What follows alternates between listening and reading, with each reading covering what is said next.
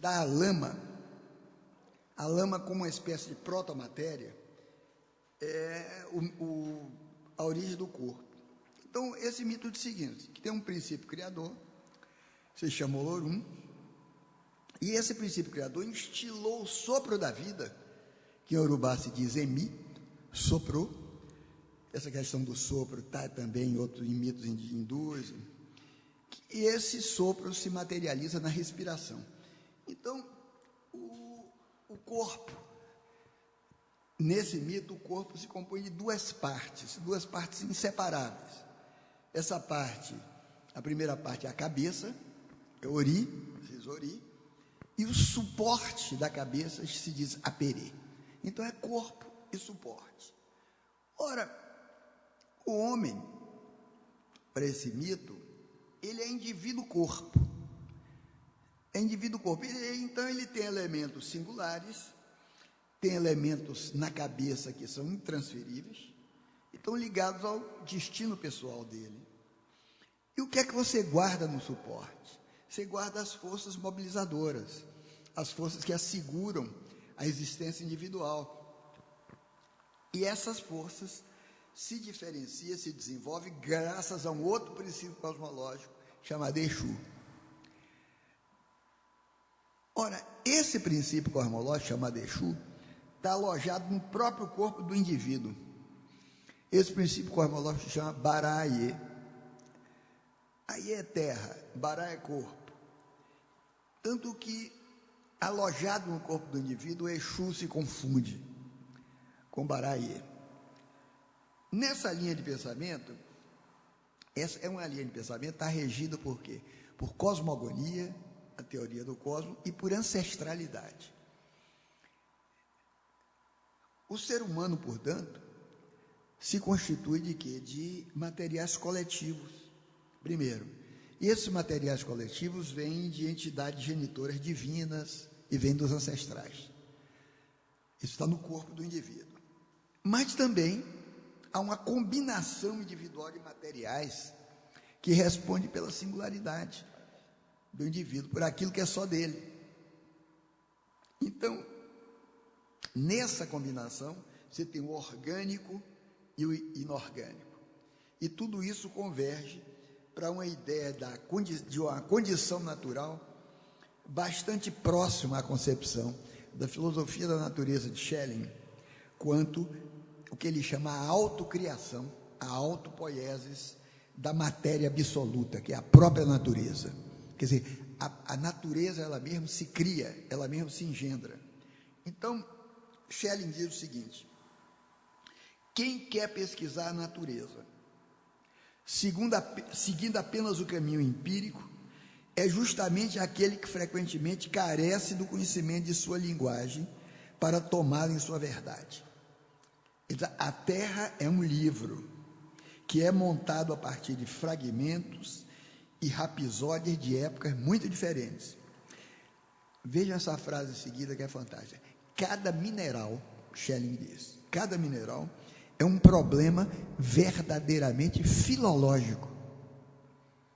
Cada mineral é verdadeiramente filológico, não é mineralógico, nem geológico. Então, cada mineral é um problema filológico, é um problema de seguir os traços de leitura, os traços de interpretação da letra para ver onde chega aquele mineral. Então, na concepção Nagô, o corpo é figurado como um objeto ativo.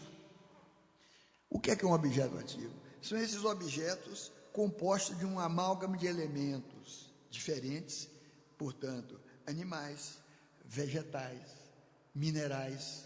O corpo tem tudo isso. Então, mesmo só, além de sujeito, o homem é também objeto. No sentido de que ele partilha uma condição comum a animais, a minerais, a vegetais, e partilha também da condição comum com as divindades, que são investidas nesses mesmos elementos. Então, é o corpo que possibilita ao homem pensar a matéria. E para pensar a matéria, o homem tem que se admitir coisa também, com relação ao meio ambiente, com relação aos mortos. coisa com relação ao meio ambiente e os mortos. Então, a coisa, o que é ser coisa? O que é uma coisa? É aquilo que resiste a qualquer relacionamento do sujeito. Resiste a perceber, agir, a ver. Você percebe de maneira diferente, você age de maneira diferente, você vê coisas diferentes, mas você está ali. Você é uma coisa que resiste a essas variações. Portanto, o homem não pode prescindir dessa coisa na identificação que ele faz do mundo. Essa coisa que é o corpo dele, que é ele como indivíduo corpo. Por quê? Porque a coisa é uma unidade de resistência à variação. A coisa é uma unidade de resistência à heterogeneidade. Ou seja, é a coisa que garante a permanência da origem, a permanência da arquê. Ora, então vejam só,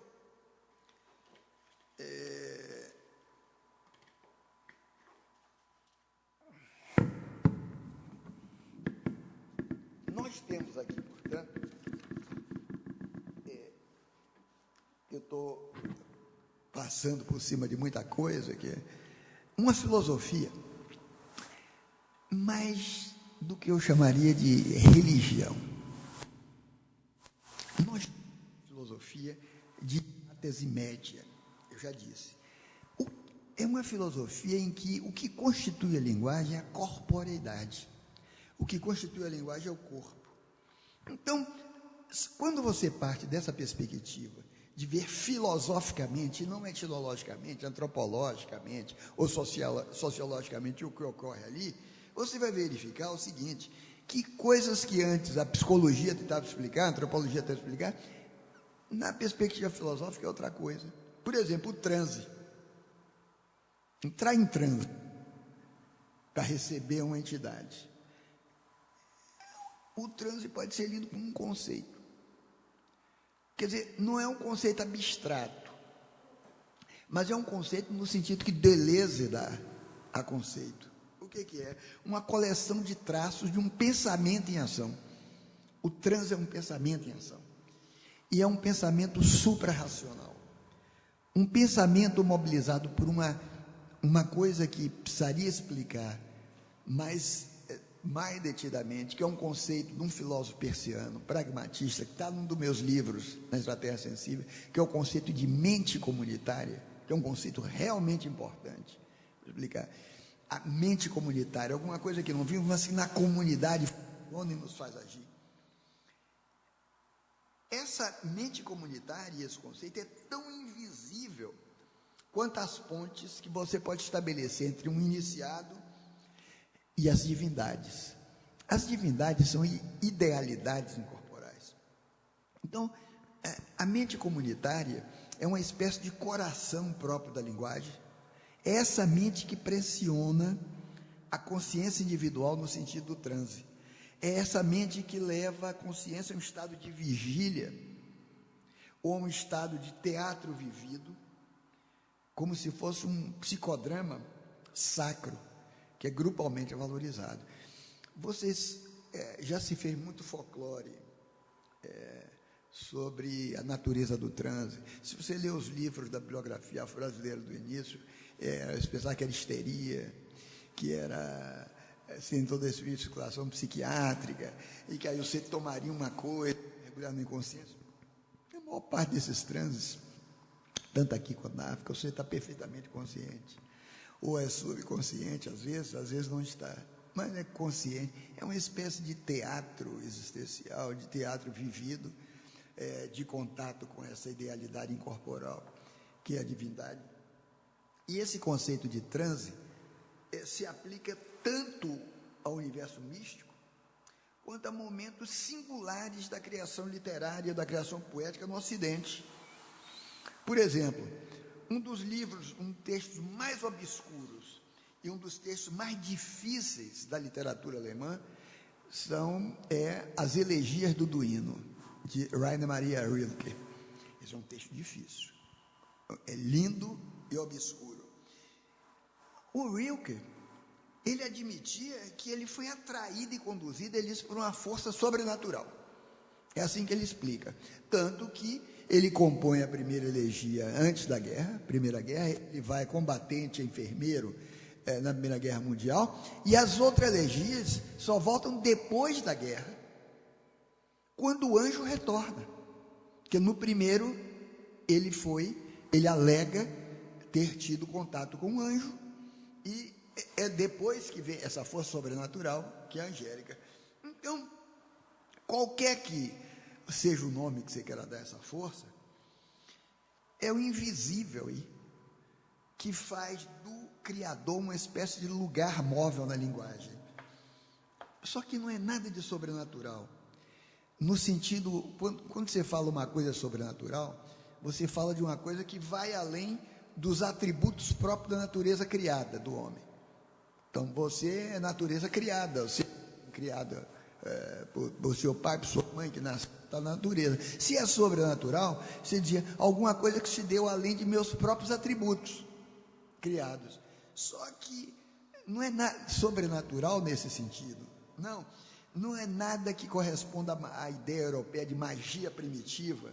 Não, é a ideia de um ato de natureza metafísica, um ato que decorre da mesma natureza do ser criado, da mesma natureza do homem. É uma tomada de contato com o invisível no homem, que está o tempo inteiro. Aí, isso é pessoas, alguém coloca isso no centro da criação. Por outro lado, esse invisível não é a mesma coisa que a ideia ocidental de inconsciente, o inconsciente freudiano. Por quê? Porque no pensamento africano, no pensamento daqui, nada é realmente inconsciente. Pode ter invisível, mas não inconsciente, porque para haver inconsciente é preciso que as coisas sejam recalcadas, é preciso que as coisas sejam reprimidas. Então, o inconsciente, a possibilidade de você tomar contato com o inconsciente é de ver aflorar isso que foi recalcado, civilizatoriamente recalcado. Por que não existe o inconsciente no pensamento da Arquê? Porque tudo é visível no drama do ritual, na dramaticidade do ritual. Tudo é visível. Você conhece os cânticos, as divindades que dançam. Não existe a hipótese do recalcamento, existe a hipótese da invisibilidade. Você não sabe tudo, você não vê tudo, mas inconsciente é outra coisa. É essa. Quer dizer, toda a teoria freudiana do inconsciente é isso. Civilizatoriamente, você recalcou, digamos, no Édipo, a paixão por sua mãe, pelo pai, você recalcou, e isso pode, por ser recalcado, gerar uma quantidade de sintomas, ou gerar um complexo que pode lhe afetar de modo diferente sua vida inteira. Há, portanto, um recalcamento, uma repressão libidinal dessas pulsões. Quando você ritualiza, você pode ter o invisível, mas não recalcamento. O recalcamento é dimensão diferente. Então, o que você não vê inicialmente se torna visível na dramaticidade do ritual. E isso é análogo ao êxtase místico dos xamãs da Ásia Central, dos pajés ameríndios, dos iniciados nos mistérios gregos de Eleusis também. Ou seja, a mística Nagô, portanto, essa mística Nagô é companheira da originalidade helênica, é companheira da originalidade grega, em que o transe, os gregos chamavam o transe de delírio, ou chamavam ainda de mania. E a mania é um outro nome para a loucura sagrada. A loucura sagrada. Isso é que constituía o fundamento do culto délfico. O fundamento do culto estava aí. Então, quando no Fedro, é um diálogo de Platão, onde ele exalta a mania, ele elogia a mania. E quando ele exalta a mania, ele deixa implícita a relação da mania, não só com Dioniso, diz que é o deus da embriaguez. Não, mas ele deixa a implícita relação da mania com Apolo, exatamente com Apolo. E ele faz uma inferência, uma conclusão, a loucura sagrada como matriz da sabedoria. A sabedoria é uma loucura sagrada, ou é um pressuposto da sabedoria. Por quê? Porque a diversidade de princípios e a diversidade de mundos tem como pressuposto a complementaridade. Quer dizer, há um mito de Origenagô que fala de um tempo em que você não tinha separação entre os dois mundos. Aí, se você não tinha separação entre os dois mundos, a passagem era livre de um plano para o outro. Até que um dia, com a divindade, lança o cajado ritual para assinalar a divisão dos espaços. O que quer dizer isso? Por que dividir os espaços? O espaço dos deuses, o espaço dos homens. Porque essa divisão reforça a consciência humana dos próprios limites dela. Você tem limites. A força maior que você. O orixá, a divindade é praticamente no mesmo plano do discurso, mas tem mais força. Então, especialmente, leva o homem a tomar consciência do grande limite dele, que é a morte. É esse o grande limite do homem, é a morte. E a ética, eu acrescento aqui, é na verdade um discurso de morte. Ele diz, olha, a ética não pode ser formulada. Quando é que a ética aparece? Você se acha, por exemplo, o presidente da República e se acha super poderoso. Se você é super poderoso, você pode exercer, quem sabe, sem limites os seus poderes, você pode fazer o que quiser, você pisa na cabeça do outro, em termos pessoais, em termos de representação, em termos de atos. Quando é que a ética aparece? Quando é preciso dar um limite a esse poder. A ética é a morte dessa eternidade que o poder quer, mas também do ego, também para o ego. O ego se quer eterno. O ego individual não quer morrer. É poderoso, é sem limites. O poder quer ser sem limites. A ética é o discurso, a morte vem e corta esse limitado. Então, comparado, portanto, ao homem, a divindade é o quê? A divindade não é nada de sobrenatural. A divindade é uma alteridade. O Deus, a divindade, é uma alteridade. Portanto, só que é uma alteridade, é uma outra coisa, sem finitude, mais potente, mais perfeita. Essa divisão, é essa coisa que o limite dá. Então, para o paradigma africano, mas também para a prática religiosa, que era dominante na Grécia Antiga, ao lado dos muitos cultos e mistérios, os deuses não constituem uma diversidade escondida, não constituem uma diversidade absoluta, como o Deus cristão. Não, os deuses interagem ritualisticamente com os homens, como alteridade que interage com o homem. Ou seja, respondem ao que você pede, ao que você fala. Então, no plano comparativo, são de fato uma verdadeira alteridade. É um outro mais potente, perfeito. O Deus cristão é abscôndito, absoluto, ele está lá em cima, é só poder. E não se engane, esses deuses africanos, as divindades africanas, no fundo, são deuses étnicos também, os nomes, mas não há Deus que não seja étnico. Né? A diferença dos africanos é que eles são muitos, não são um. O Deus cristão, que os cristãos adoram, ele é judaico e grego. O Deus do cristianismo é judaico e é grego. E é um. Só que é uma confusão, porque Cristo falava aramaico, né? A Bíblia foi escrita em grego. Várias das coisas que se vivem como dogmas são exemplos aplicações duvidosas de verbo grego. Por exemplo, a questão da ressurreição. É um problema de tradução do verbo ergueró. Traduziu-se ele está presente entre nós como ele ressurgiu, que é diferente, são coisas diferentes. Então, é um Deus etnicizado, como são essas divindades relativas a forças aí da natureza. Então, nesse conjunto ritualizado de procedimentos cosmogônicos, é que o corpo encontra a totalidade dele.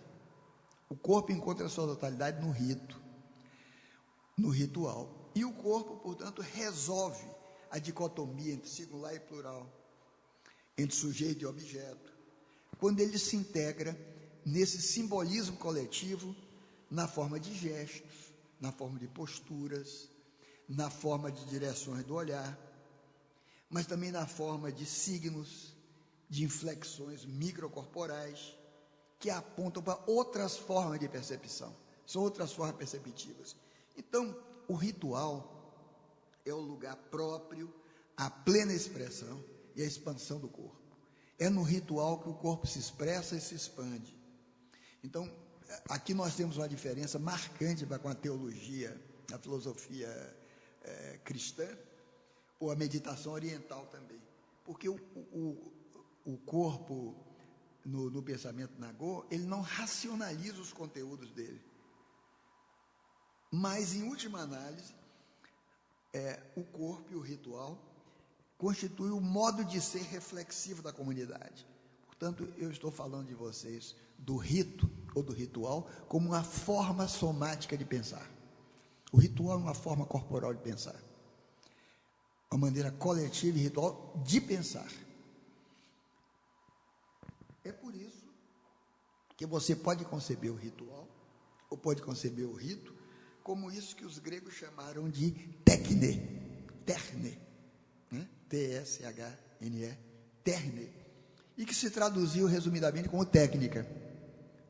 Se traduziu o terne grego como técnica. Mas esse resumo define a técnica como produção de meios para obtenção de um resultado, um fim. Isso é uma técnica. Eu pergunto, o que é uma técnica? Correntemente você diz, é você produzir os meios para obter um resultado qualquer, para obter um fim qualquer. Ora, se você aplicar essa definição de técnica ao conjunto de procedimento, quer dizer, aos instrumentos de um rito Nagô, você vai ver que esses instrumentos, que esses procedimentos são signos, são toques percussivos, são cânticos, são danças, são invocações. Tudo isso é constante do rito. Nós também podíamos ver o rito como uma técnica de natureza mítico-religiosa. Você usa uma técnica para cumprir o mito e a religião do grupo. Se é uma técnica, uma vez terminado o rito, ele terminaria ali, ele acabaria ali e a técnica acabaria ali, que se produziu o resultado, o objetivo, assim como para produzir uma caneta dessa, você tem um protocolo de experiências, tem um metal. Depois que a técnica produziu isso aqui, acabou. A caneta já está pronta para uso. Não tem mais nenhum compromisso com a técnica anterior, já está para o uso. É outra coisa. Aqui não. Se nós fizéssemos isso, disséssemos que acabou o rito, acabou a técnica, nós estaríamos deixando de fazer a experiência de relacionamento com o essencial nessa execução do saber mítico. E o que é o essencial? Não é na capacidade, não está na capacidade de produzir o começo e de produzir o término dessa prática. O essencial está na obtenção de um fim. E fim não é finalidade. Todo fim é a plenitude de uma experiência existencial. Isso é o fim do homem. Em Yorubá, a palavra que você diz para isso é Abá. A-B-A, Abá. Não é finalidade estrita, como na técnica. É a mesma coisa que o grego chama de telos. Telos não é a finalidade instrumental estrita, é a plenitude de uma experiência. Você é arrastado por essa plenitude. Essa palavra foi traduzida no livro da Juanita como finalidade só. Hein? Então, como é que essa equivalência grego e urubá se justifica? Quando você considera o sentido do instrumental na tecne, o sentido desse conjunto de instrumentos da técnica, se você entende ele como plano dos meios, daquilo que, pelo que você fabrica, você obtém alguma coisa. Esse plano que produz efeitos, você chama em grego de aition, A-I-T-I-O-N. Em latim, se traduz aition como causa. A palavra causa vem de cadere, que quer dizer cair ou quer dizer acontecer. Quer dizer, aquilo que você faz acontecer para obter um resultado é uma causa. Isso é o que o grego chama de aition. Só que no âmbito da causalidade, você tem 4 causas importantes que atravessam a antiguidade, que datam de Aristóteles. E a primeira causa é o seguinte: a causa material, que em latim chama causa materialis. O que é? A causa material é a matéria de que você faz alguma coisa. Então, de que é feito esse copo? De que matéria é essa aqui? Isso é causa materialis. A segunda é a causa formalis. Qual é a forma que essa matéria assumiu? Assumiu essa forma aqui para poder conter água. A taça. Terceira, a causa finalis. O que dá sentido à forma da matéria. Ser copo, ser taça. E, finalmente, a causa efficiens, que é aquela causa que é responsável pelo efeito. Quem é que fez isso aqui? Como é o nome? Vidraceiro, vidreiro, oleiro, o fabricante. Essa foi a causa eficiente. O artesão. É o artesão. Ora, só que a causalidade que está em jogo aqui não tem nada a ver com as interpretações posteriores da instrumentalidade técnica, que só valorizam a produção do efeito e assim valorizam só a pura eficiência da ação. Nós esquecemos, portanto, que cada uma dessas causas está ligada com a outra. Ou seja, a técnica, por isso que a técnica inerente ao ritual Nagô ajuda a esclarecer o que é técnica. Porque a técnica inerente ao ritual Nagô, ela se encontra com a técnica grega, que concebe uma causa como aquilo pelo qual cada um responde e se obriga. Nós temos responsabilidade e obrigação para cada uma dessas causas. Nós somos responsáveis. Cada uma dessas causas que está nesse copo aqui, nós respondemos por ela, junto com o artesão. Ou seja, isso que aqui se tirou, eu não sei como é que se faz exatamente, mas aqui veio da natureza. Nós temos uma responsabilidade para com esse material aqui. Temos responsabilidade para com a finalidade que daqui. E temos responsabilidade com a produção disso por alguém. Se nós esquecemos a solidariedade dessas causas e que elas estão ligadas, nós podemos cuspir na natureza e cuspir ecologicamente no mundo. A Samarco. A Samarco estava ali para tirar minério, material, e tirava bem. A causa eficiente só. Tirava, mandava aquilo, né? Mas o rio, esse rio não foi agora que ele só, ele já estava sendo morto há tempo, porque para o Estado, para o governo, para a empresa, dane-se a natureza, ela é para ser predada. O objetivo ali é a causa eficiente, é tirar. E de repente, os materiais, a causa materiais, de algum modo se vinga, se esgota, se cansa e deu esse desastre terrível que está aí. Que a luta por outra causa eficiente, tentar dar um salário mínimo a cada um ali no final do mês para boca comer, mas já matou a vida ali, a vida do peixe, bicho, a vida, você entendeu? Porque dominou nesse episódio é a causa eficiente. Ninguém ali se deu conta, não, prestou atenção, de que todas as causas, a material, a formal e a final, são solidárias da causa eficiente. E quando uma é abandonada, quando as outras são deixadas de lado, o desastre já está aí. O desastre já está nesse abandono.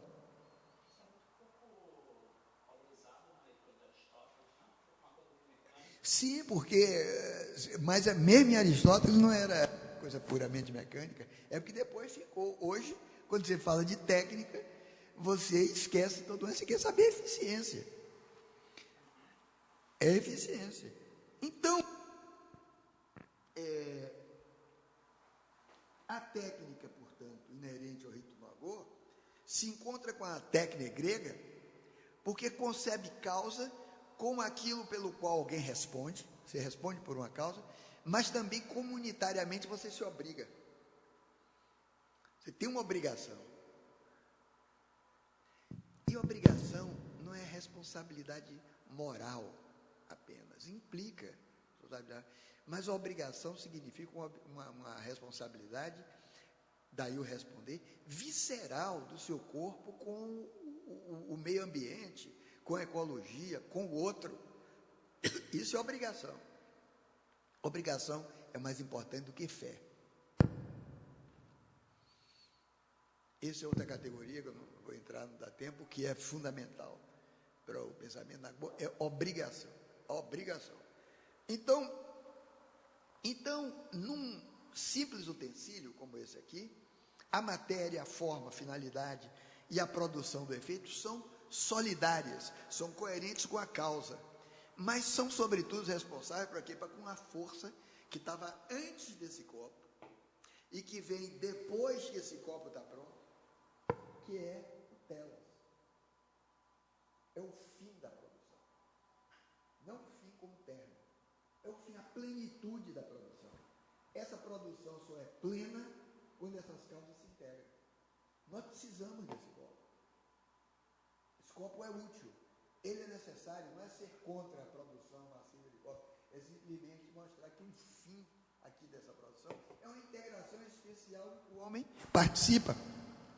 Então, essa unidade coerente pode se ocultar na produção todo dia dos utensílios, dos objetos que nós usamos, mas fica mais clara na técnica litúrgica, na técnica do culto, onde a execução do ritual se propõe filosoficamente a deixar aparecer o quê? Alguma coisa que tem vigência, mas não tem materialidade. Tem vigência aqui, mas não tem materialidade. Isso que tem vigência, mas não tem materialidade, é aquilo que eu chamei de arqué. O que é arqué? É o telos da comunidade. Na arqué tem a bá, ou tem o telos da comunidade. Ou seja, a técnica não é uma coisa separada do conhecimento e da arte. A técnica é poesia, no sentido grego. Poesia é poiesis, é assim que se diz em grego, produção. A técnica, por que ela é poiesis? Por que ela é produção do essencial? Porque ela é desvelamento do essencial no homem. Ela é uma maneira de desvelar o essencial. Quando a técnica de que nós vivemos hoje, ela oculta o essencial na sua produção de efeitos. Só efeitos, só bons efeitos. Daí, eu vou terminar, a pregnância do corpo na técnica ritualística. Quer dizer, em termos extensivos, na verdade, o corpo que está no ritual não está isolado ali no indivíduo. Por isso que eu falo de uma corporeidade coletiva. Quer dizer, o corpo é um microcosmo do espaço amplo. No corpo você tem o cosmo, você tem a região, você tem a aldeia, você tem a casa. Vamos indagar de cada um de nossos corpos individuais separados e ver quanto dessas coisas está presente em cada um de nós. Mas aqui a região, não sei, o Rio, a aldeia, aqui a aldeia, a cidade vivia, a casa. É preciso fazer uma revisão disso, você vai ver Isso está no corpo também. E o corpo é também feito de quê? De minerais, de líquidos, de vegetais, de proteínas. Tudo isso está no corpo. E isso faz da conquista simbólica do espaço uma espécie de tomada de posse da pessoa. Quando nós conquistamos simbolicamente o espaço, nós tomamos mais posse ainda de nós mesmos como pessoa, como gente, a conquista simbólica, quer dizer, nos integrarmos. Ora, é o Marc Augé, um antropólogo, Marc Augé, foi meu professor, que diz o seguinte, ele tem aquele livro sobre não lugares. Marc Augé diz o seguinte: se nós temos exemplos de territórios pensados à imagem do corpo humano, o corpo humano é muito geralmente, ao contrário, pensado como território. Então, da carne, portanto, o corpo e as representações do corpo, é isso que chamamos de corporeidade. O corpo e as representações dele podem ser concebidos como um território onde se entrecruzam elementos físicos e míticos, elementos coletivos e individuais, e você erige fronteiras e defesas ao redor desse corpo. Portanto, vejam só, nós temos aqui mais do que uma religião no sentido monoteísta da palavra, no sentido cristão da palavra, nós temos um sistema de pensamento, não apenas um sistema de atos e de crenças, um sistema de pensamento, temos uma filosofia, e isso é filosofia, em que o que se diz, o que se fala, tem equivalência igual ou menor do que o que se age, o que se crê e o que se faz, de modo geral. É essa diátese média que eu falei. É isso ser atravessado pelo corpo. O corpo aqui não é separado de cabeça. Não, ao contrário, aqui o corpo pensa, o corpo age, o corpo fala. É essa a questão da filosofia da água. Bom, evidentemente, tem mais questões do que essa. Isso eu estava preparando a maneira de um curso mais extenso, que pretendo depois desenvolver melhor. Mas, em linhas gerais, eu passei para vocês aqui a ideia. Existe uma filosofia, a filosofia não é só a filosofia greco-romana, estudada nos institutos, nas escolas, e que os europeus dizem que existem filosofias de corpo, corporais, que estão nos sistemas hindus e estão também em sistemas africanos. É isso aí, viu?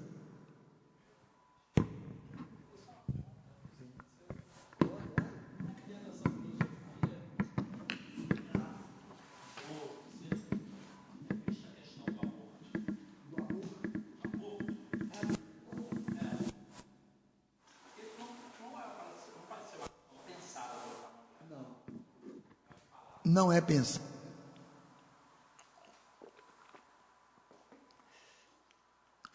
Isso não quer dizer que não possa ser respondida, né?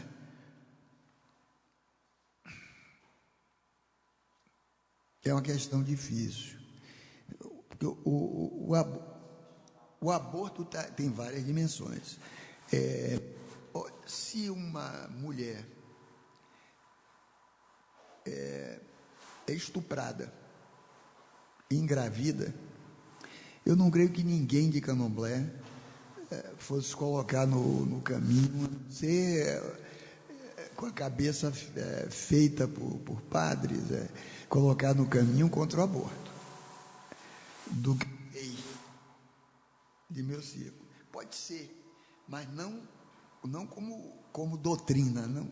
Se diga.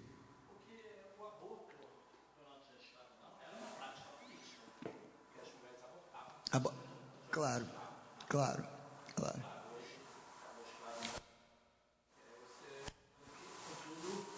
É verdade, tem isso. Como o suicídio foi também, depois acabou. Eu acho que não há nenhuma incompatibilidade no pensamento da Nagô com a aborto. Não há nada que obstaculize, na verdade. Nada.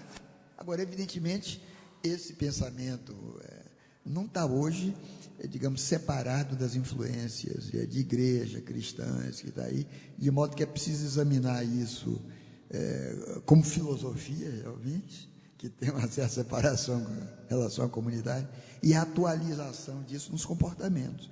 Mas, em princípio, e mitologicamente, miticamente, não vejo nada contra. Nada. Gostando que eu pensei, você falou tinha pensado de amor. A questão do amor, que aí é uma questão também diferente, né? Diferente. O amor não é axial, não é central, realmente, no culto na rua, como é no culto cristão. Não é mesmo. Hein?